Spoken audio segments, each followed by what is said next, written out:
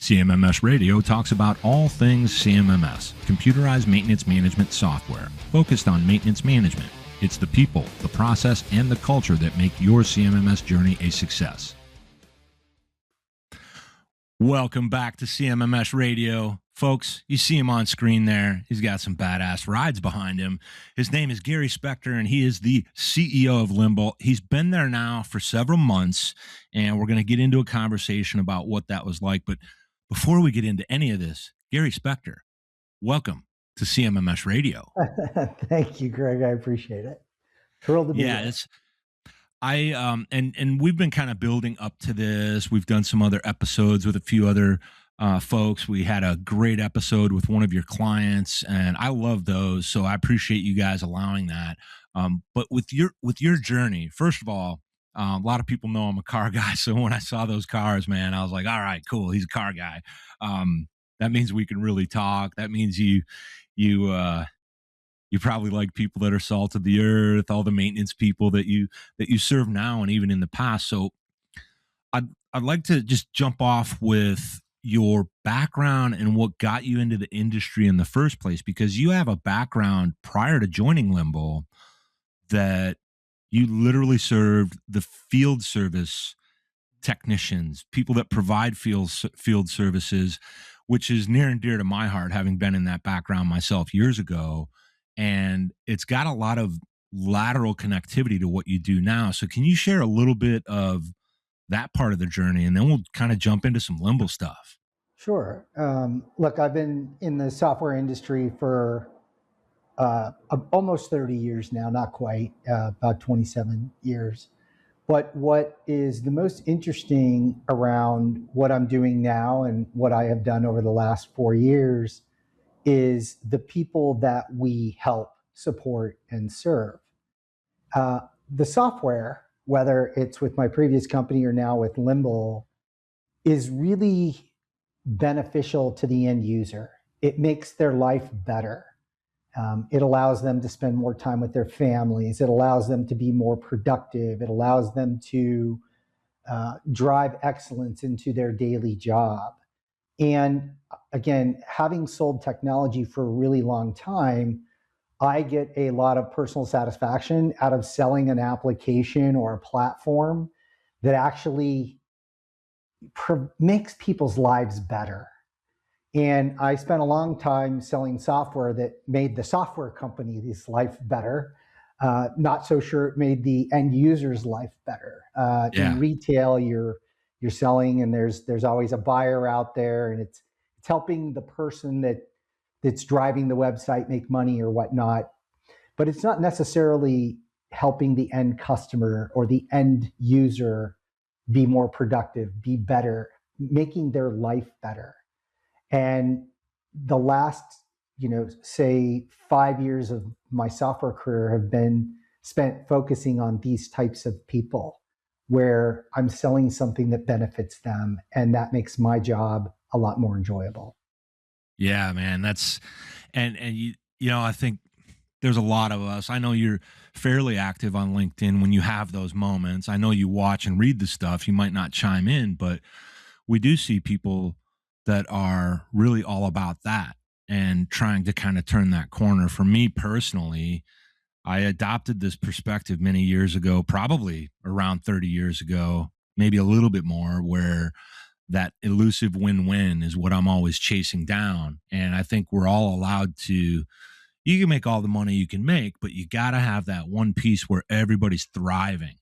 And I think that's where the rubber meets the road with the way you were describing it, even especially before we hit record, but even now, which is why I wanted to hit record.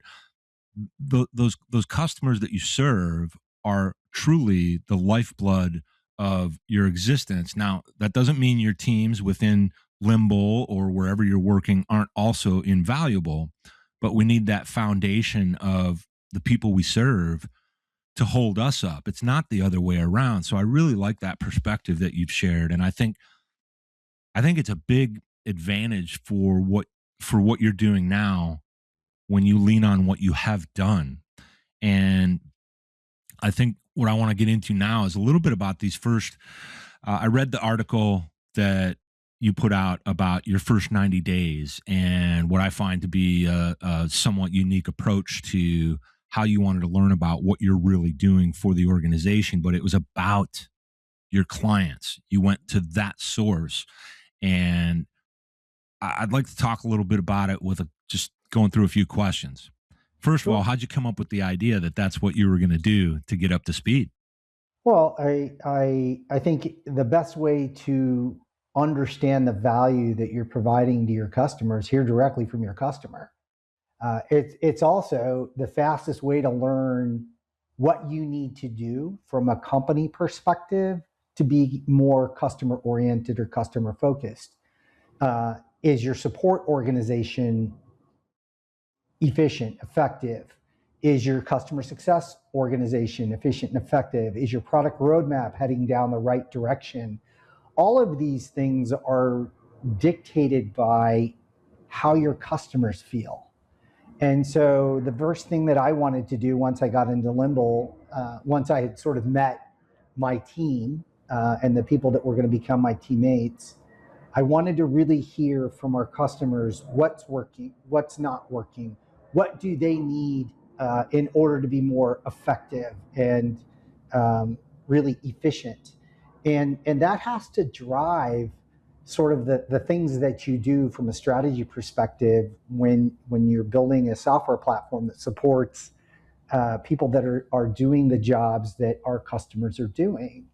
And what I found was that, first of all, that they appreciated the opportunity to speak and to have a voice and be heard. And it really hit home for me when I had some of them, multiple customers said, look, because of Limble, I leave work when I'm supposed to leave work. I'm not brought back in at 8 at night because a machine went down. I'm able to proactively service a lot of our equipment, and it's reduced downtime, which means I spend more time at home with my family, and I have more quality time available to me outside of work. And when you hear stories like that, it really, you double down on listening to what your customers have to say. Yeah. And so I knew coming into Limble that that's where you start. And I'd learned that from previous jobs that I had held, that your customers ultimately, if you listen to them and spend enough time with them, and don't assume that you know what they want, but genuinely take an interest in what they want, it drives the right strategy for your company or the company that you're trying to build. I I think I'm kind of smiling about it because I'm really all about that same perspective, right? Talking about the customer centricity, which should really be a focus on the problems that you solve for those customers. They're each unique, but when you go to that foundation that you already have and you learn from them rather than saying, oh, what's going on in the market? What are all of our competitors doing? Let's say all the stuff that they're saying. You start to go, well, these are the customers that we have. We win here. We serve them well. They thrive. We want more of those. So let's talk to them. And then we'll kind of use that as our differentiation and how we're showing up for the industry, because that's where I get really excited about turning that corner. Again, that win-win. A lot of people talk about it, but I've seen plenty of scenarios in the last 15 plus years where that kind of an activity that you did doesn't happen. It gets talked about, but then it gets sent to somebody else to do, and then some other person in product. But for you to take that time, I think it's wise. Is that what also led you to this concept of the data problem being disguised as a technology problem? And I'd like to know what that means. Yeah, so partially. And the next part of my journey with the customer will actually go on site and work with or spend my day with maintenance professionals out on the shop floor, understanding what they do on a day-to-day basis. And I had done that previously. And what I learned was that the most important thing to a tech who's working on equipment is that the platform that they're leveraging needs to be easy to use. They don't want 18 clicks to get to history on a piece of machinery that they're working on, or Right. the BOM of the parts that are in the machine that they're working on, or the history of the machine they're working on. They want to get there in 2 clicks, 3 clicks. And so it really emphasized to me that if the data isn't clean, and if the data is not structured and organized correctly, one, it will take them more time to get to it, and two, they're left to their own devices to sort of figure things out, which has to make your job incredibly frustrating. Yeah. And so the user interface has to be super clean, but even then, the data has to be very, very clean, or you're not surfacing the right information for the tech. And Right. so in talking to my customers, or our customers at Limble, and a lot of them included, it was the shift managers, the maintenance managers, the floor managers, and also the techs. And in talking to them, what I learned is that when the data wasn't right, the jobs would oftentimes take a lot longer than they needed to. And when I worked with companies where their data was structured correctly, and the right information was being surfaced, the tech spent way less time on the application and way more time maintaining the machines. And they could get through their task lists a lot quicker. And when you think about, if you were to talk about, what I would call the maintenance life cycle, and trying to get people to move from being reactive to proactive, you can't get there unless the data is clean, unless the history is all there. And the tech, no matter who he is, whether he's got a lot of information on the machinery, historical information or not, he can get access to it, and he can get access to it very quickly, and it's right. Yeah. The standardization aspect of that, and I think a lot of organizations struggle with this when it comes to the CMMS deployment. And maybe Limble customer success, account managers, different SMEs you have within the org can intervene, help, not just to mitigate potential missteps in deployment, but also to dialogue and understand what they're really trying to do. But when an organization, a maintenance organization within an organization, and they shouldn't really be separate, they should all be connected to the entire org. Yes. When you have that standardization, you're using things like failure modes, failure codes, and these are things I get to learn from my people in the maintenance and reliability industry, asset management industry. It changes everything, but there's a little bit of a challenge when it comes to getting the teams moving in the right way, accepting the fact that, I have to do all this stuff. Did you hear anything from these different interviews that you did with clients? And you're going to hear more when you get on site for sure, about how they cracked that code to, I guess we could call it, getting team buy-in and kind of understanding the why we're really doing this. Because one point you already made was, this is going to make our lives easier and better because we're going to get more done, but we want those to be the right behaviors, and you're going to get home on time, and you're going to have information at the ready. But I always wonder how organizations solve that, because there's not one answer that solves it for everyone. It's unique in each situation. Anything you have on that? Well, I would say that you're right. I don't have, what I can tell you is that each organization solves it differently, and they all come at it from different places because their organic growth, the way these companies grew up, is very, very different. So a lot of them didn't have a place where they could put historical information, and it can be on spreadsheets, or it can be in the heads of some of the older technicians that are there. And then as companies go through, sort of this maturity model where they get bigger and they've got more equipment and they need to scale, they start then looking for, what's the first system of record that they have. A lot of them, it could be spreadsheets. Then some of them might use a smaller CMMS system, or they could have started on Limble 10 years ago and grew with it. And what I'm finding is that every customer that we talk to has a different evolution.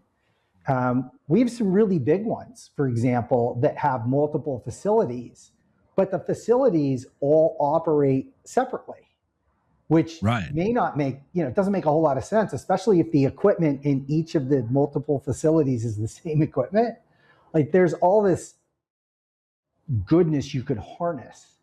But depending on the evolution of the company, they may not be there yet. And Right. certainly there's plenty that are. But the majority, at least in the medium, SMB, small, medium businesses, they're not. And they're just now starting to get their arms around that and realizing the value of having a platform that allows you to manage these assets. And again, if you think about a maintenance maturity model, how do I move from reactive to prescriptive? How much money can you save? Or how much more money can you make if you could predict and be prescriptive into maintaining your equipment so there's no downtime, as opposed to being reactive and sending a crew out every time something goes down? And Right. I think companies are getting more mature in recognizing that this is a place where it's not a cost center. It could actually become a more preventative measure to drive revenue, and it changes the way that you look at maintaining or maintenance. It's true. This concept, and I think we've all kind of seen it and talked about it in different ways from different angles and perspectives, but maintenance in and of itself, yes, it's a line item cost. Yes, it costs money, but it really is an investment in your organization, because without it, you're not going to be producing what you could. You're not going to have appropriate OEE or some of these other metrics that you'll see that can in fact matter. That's not always the gold standard. And when you really do start to move away from reactive maintenance, that starts to show that revenue enabler, that revenue contribution. And some would say maintenance is a legitimate profit center. And our number one argument when somebody says, no, that's not true, it's just a cost. Well, how about if we stop doing maintenance? Let's just not do maintenance all week. Right. And let's see how that works for your investors, your customers, your internal customers, and it'll be a disaster. Sometimes what happens is all these orgs are moving so fast, they got to focus on top line revenue. They do have to pay attention to the bottom line. But one thing we see in the industry that's really baffling is you can make the case, show the value, all of that, and organizations will still sometimes wait for the failures and spend the big bucks for an emergency, a machine replacement, anything like that, rather than all the mitigation strategies. Because the one thing that we all should know about maintenance is it's an activity, and the responsibility of maintenance is to convey risk, pure and simple. They Sure. maintain, they're not supposed to be doing repair, and they mitigate risk. I wonder how, with all the research that you did in those first 90 days talking with people, I like to call it research, this concept of the AI readiness crisis, I'd like to hear how you describe that rather than my own interpretation of it, because there's a reason it might be dangerous. Can you share a little bit about that? Yeah. So, one of the reasons, again, that I'm drawn to an industry like the one that I'm now in is I like these places where technology and humans meet. Mm-hmm. And, it's going to be years before AI or a robot can come in and turn the wrench or fix a machine. However, we're already at the stage where a tech who's leveraging a platform that embraces AI or uses AI can become a better tech. And so these are the types of areas, again, where technology and humans meet, which is where I want to be part of. Mm-hmm. But your AI is really only as good as the data that it's leveraging in order to produce a result. And this is why I'm so focused on the data. We could build hundreds of AI agents, and we could make all sorts of claims about how agentic Limble could be or can be. And it will be. We are already thinking about how we augment our platform with AI in order to drive more efficiency for our end user, our tech that's out on the maintenance floor, or the managers that are running these teams and making them more efficient and more effective in an effort to, intervene before breakdown of a machine, look at how we plan labor and parts. So there's fewer surprises. How do you optimize cost, risk, and uptime? And AI is going to play a role in all of those things. But if you don't have data that is really clean and really structured, you run the risk of doing the wrong things because AI is going to drive you in the wrong direction. Right. So the first thing that I wanted to do at Limble from a product and a platform perspective is make sure that our platform is scalable, enables the companies that use Limble to structure their data in a way that AI can use it more efficiently and effectively, so that the information that we're serving up to the tech on the floor that's driven by AI and reducing all the complexity around that is actually accurate. And that Right. that the decisions that are being made are based on very clean historical data that could be anonymized and from multiple customers, or could just be focused on what that individual customer has served up. But until the data is clean and structured across the table that you're looking at, AI, there's no guarantee that the results that it's serving up are the right results. Yeah, and that's one of the things. Like, a lot of people, I think, would consider me an AI naysayer, and it's not completely accurate. I'm in, let's use our technologies. I don't really care if you call it AI or not, with the right kind of data that has the right context so it can make the true impact. I mean, it's cool, it's shiny, it can be impactful. And I think the way you put it reminds me of this idea where we need some guardrails. It's not a bad thing, but it can be bad when it has the wrong info or makes the wrong decision based on drift, and that can cause hallucinations. And that's a necessary component of all technologies, where you have to maintain the technology that helps people maintain their assets and whatnot as it relates to their organization, and AI wouldn't be any different than that. So I'm actually like, I'm a fan of AI, but I like this concept like you're describing and a lot of other people I've talked to, where let's make sure it's based on really good, strong, accurate data. Another thing is, for example, if you had encyclopedic knowledge of something, let's say a body of knowledge, whatever it might be, that's all fine and good, but that has no way of framing up or creating the context of what happens, the reality on the shop floor, the factory floor, out on those oil rigs. That's all different. It's kind of like, wow, I went to school and I crushed it and I learned all this cool stuff. I wrote a few papers, blah, blah, blah. I got this degree. Well, now what? You need to go do something with it. Sure. Now you know something. So I think that's really good on the AI. Still a little bit like, hey, everybody, be careful of the AI badge everybody's slapping on. But if you're going to focus that way, you're trying to add value, and if that effort and that intention exists, then it's good. Because I tell people all the time, I don't care what CMMS you really use. What I care is that you use it properly, and they all have things that can get you to that next level with your operations, your production, your safety. So I want to transition into this one thing about why this is personal for you, and a lot of it has to do with that frontline team, those technicians Yeah. that can get that 2 a.m. emergency call that It's, is just going to jack everything up. it starts with the customer calls that I had, right? And when you think about, do people, they'll go out, and it doesn't matter what CMMS they buy or what AEM platform they leverage. The question is, are they going to use it and are they going to adopt it?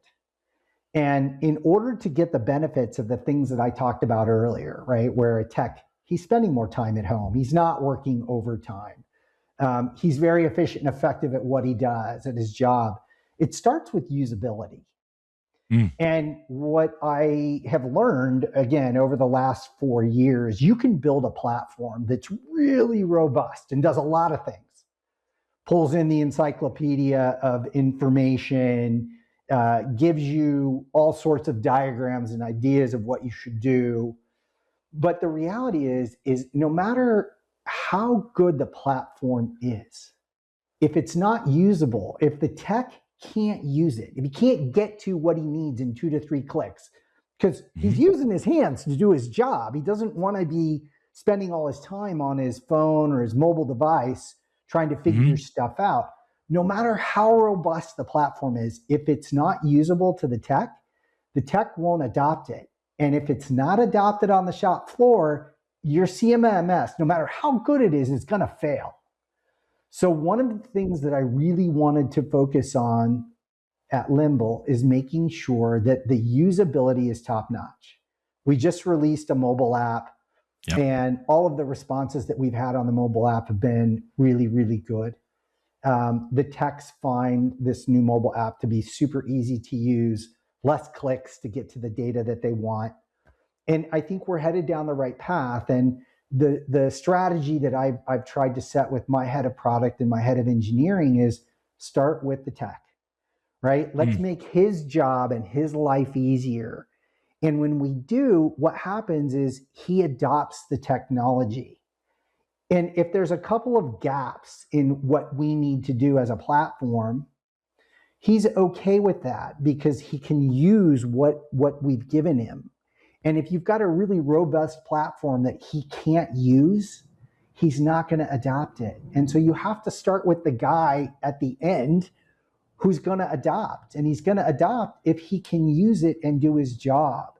And then let's figure out how we provide more data, more guidance, more structure so that he can do his job more effectively. But job one is to make sure that it's usable, that he can adopt it, and that it becomes part of their daily job across the company, right? And then when you start talking about other people inside the company that benefit from CMMS, people that actually look at dashboards and how long do my machines last? When do I need to replace the parts? When do I need to order parts? All of those things. It all starts with the tech. If he's putting in the right information and interacting with the system in the right way, and he's adopting, then it drives effectiveness and efficiency all the way upstream. And so for Limble, we want to start with that user and make sure everything that we do is about that tech, that user, and how they interact with the system.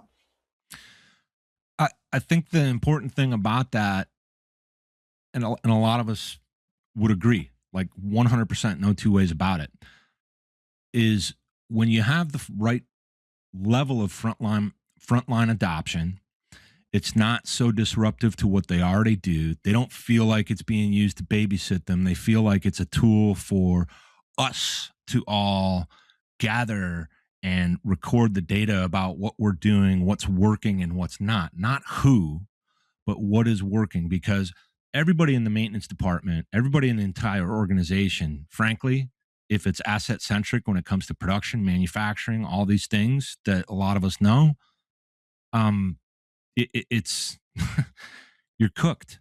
Like you are not going to be able to make better decisions. You can't do those things on a whim. Now, maintenance and reliability people, maintenance practitioners, maybe even, like we might call them old heads, the people that are leaving, the people that really hold the keys to what it's like to nurture a machine so that its production is optimal and it's maintained to its design intention, the way the machine was originally built. Now you're in a whole different situation. If we can get that information into the system, frontline adoption, putting information in the system with that standardization, now we can start painting pictures, because all the great stuff CMMS does, work order management, sure, preventive maintenance, scheduling these things out, see, track, and manage what's happening maybe on cycle counts and things like that, you can then start to move up that maintenance maturity model that you were referencing. Right. And now you can start to optimize. What are the behaviors that we have and the activities we're doing that we no longer need to do? Are we over PMing this machine? Are we under PMing that machine? Because that's where the team really gets moving. And it's not the technology that does it, but it's the technology that augments it and gathers it. And if you're standardized and they're bought in, you've got a much better picture and pool of data from which to make better decisions, changes, and improvements. Fair? It's fair. And the technology enables all those things. But at the end of the day, it's the tech. His interacting with the technology is what makes it either good or not good. Mm-hmm. And so if he is not interacting with the technology, he or she is not interacting with the technology because it's hard to use, or it's not productive, or it's reducing their ability to be productive out on the floor or wherever they're providing that maintenance, and it's not helping them, and they don't adapt, it dies on the vine. And then from my perspective, the business churns, and that benefits nobody. It doesn't benefit Limble. It doesn't benefit our customer. Nobody's adopting. Customer's customer. That's right. And you also have to think about, this is, again, benefit from my side of it, but as these techs are inputting information into their systems, a manufacturer would benefit from seeing this as well, right? Let's say that you're Schneider and you're trying to gather information on HVAC equipment or whatnot. Well, there's nothing to gather if your tech is not inputting the information, right? So there's a whole ecosystem that can benefit from all of the information that the tech is providing and the way the tech interacts with a system. But there's no interaction unless the tech adopts it, and he or she is not going to adopt the technology unless it's super easy for them to use and it makes sense to them, which is why you've got to start with them and work backwards. And I don't know how other companies drive usage or usability, but at Limble, that is where we are going to start. I'm going to start with the end user in mind and make his life easier. And if I do that, it will fuel and feed everybody who's upstream from that individual. That's the right perspective. And I'll be frank, I don't care what any of the other companies are doing about that. I'll have separate conversations with them. But what I know is that that's one of the primary secrets, and it's not a secret at all, to success with CMMS technology or EAM technology. That's enterprise asset management, folks. Anyone that doesn't know, most people would know, but the whole thing with the lack of frontline adoption that we see out there, some of that comes from their cultures and what they need to do internally. But without that, you create a blind spot that you cannot fill that blind spot in. You have to have frontline adoption. Otherwise, what are we doing here? And that's really the reality. I would like to, if you're ready for it, Gary, switch you into the fun question segment that all first timers on CMMS Radio typically must suffer through. Are you ready for that? As best I can, sure. So what's good about this is there are no wrong answers, which allows people just the freedom to answer whatever they want to. And it's pretty simple stuff. So fun way for us to get to know you. Number one, what is your favorite music? I am two types. I'm a country music fan. And then growing up in the 70s, 80s, you can sort of, I guess if you look at the 1985 to 1990, kind of when I was graduating from college, that genre, the Nirvana, Pearl Jam, kind of that era was my era. So drives my family crazy, but I go back and listen to that type of music, Green Day, and when those bands were popular, and then Screaming Trees. And then to appease my family, we do a lot of country music because my entire family is country music fans. Right on, right on. All right, that's good stuff, man. The grunge era. There you go. Next fun question is, what is your favorite sport or hobby? And based on what I'm seeing, I might have some ideas here, but on sport, it does not have to be one that you play. It could be one you like to just root for, cheer, and Yeah. follow, whatever. What would be your favorite sport and or hobby? Well, I guess you could call it a hobby. I get up every morning at about 3:45, and I'm in the gym for about an hour and a half every morning. I'm a little bit of a gym rat. So I guess that would be my hobby. My passion, I discovered golf during COVID, and I have a obsessive compulsive. If I'm not working and I have any free time and it's not 4 in the morning, I'm golfing. Yeah. And it is one of those sports where I don't know. I'm sure there are people out there that are naturally good at golf. I am not one of them, and but I have become. I am determined to be a good golfer. I'm 4 years into the journey, and I'm not sure I'm a whole lot better than I was 4 years ago. But I am determined that at some point in my life I will go. You know what? I'm not bad.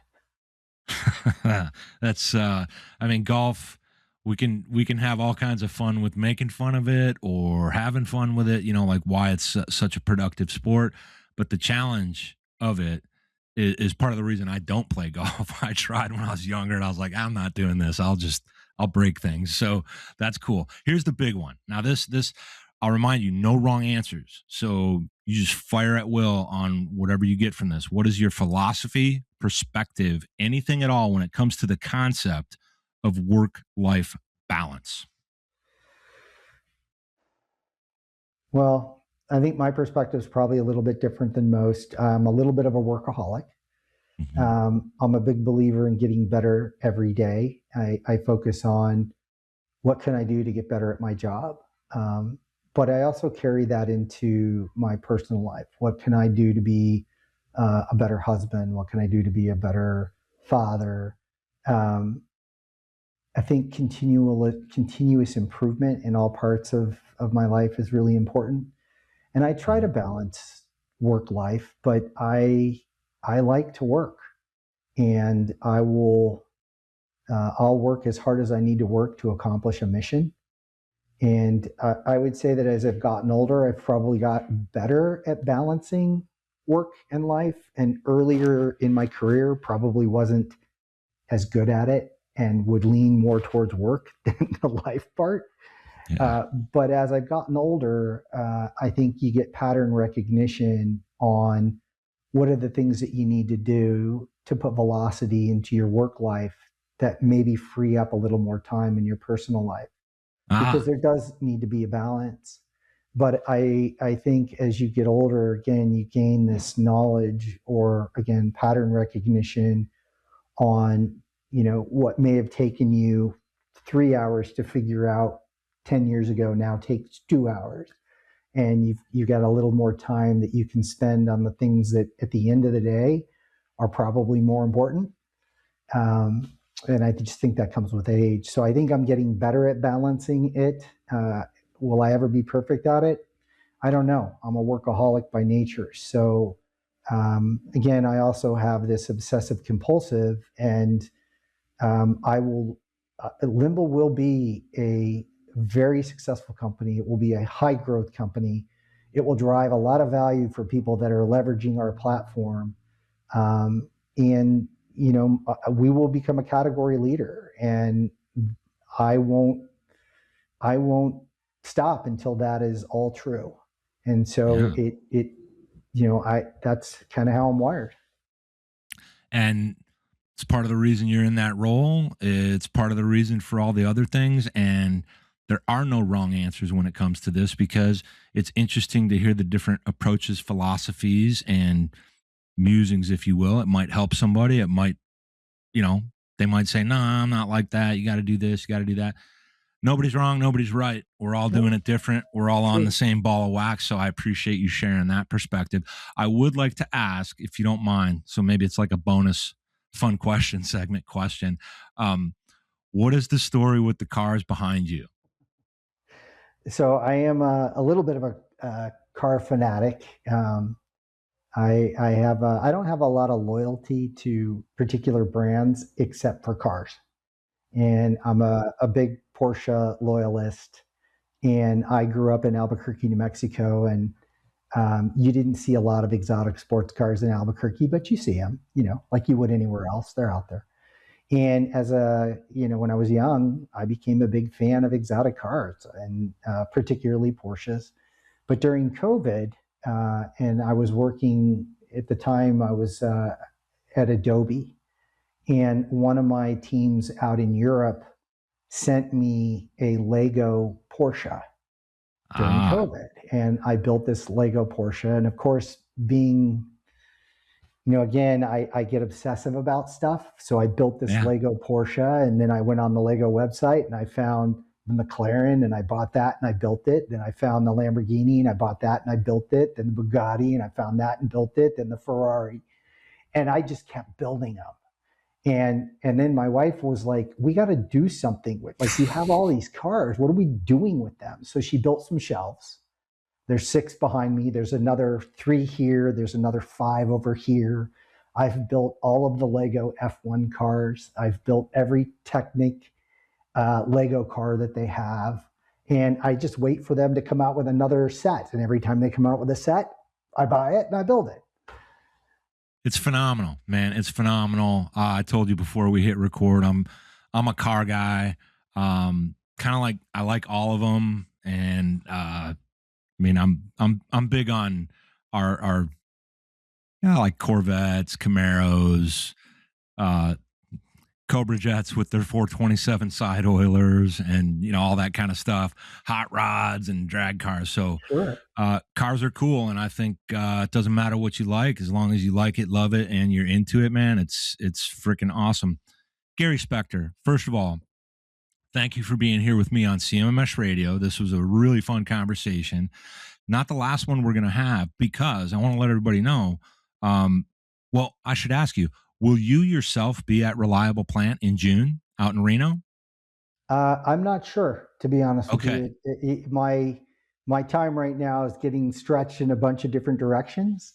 But one of the things that I have let my team know is that I do want to start attending more of the events where our customers are. Again, I feel like the most important thing that we can do as a company is get closer to our customers. And so attending these events where our customers are is super important. So if I can make it out there, I will. I'll be there. Well, I know Limble will be there, whether you are or not. I wanted to shout that out. You guys are actually a sponsor of the Reliable Plant Conference. You can see that on the sponsors page at conference.reliableplant.com. And anybody that wants to attend, exclusive 10% discount. CMMS10 is the code that you use when you register so you can get there. I'm doing something really special with Limble and a few other companies. I can't tell you very much right now, but it is going to be maybe even the first time this has ever happened. So you guys are a part of that too. So thank you for that. Gary Spector, CEO, Limble. Thanks for being on CMMS Radio. Craig, thanks for having me. You got it. Did you find this episode helpful? Please send us some feedback, suggest a topic, or ask a question. Reach out to CMMS Radio if you need a co-pilot on your CMMS project. Visit CMMSradio.com and use the What's on Your Mind link. Thank you for tuning in to CMMS Radio, your resource for all things CMMS, from selection to implementation, to help you make better choices, learn from industry experts, and have a successful CMMS journey.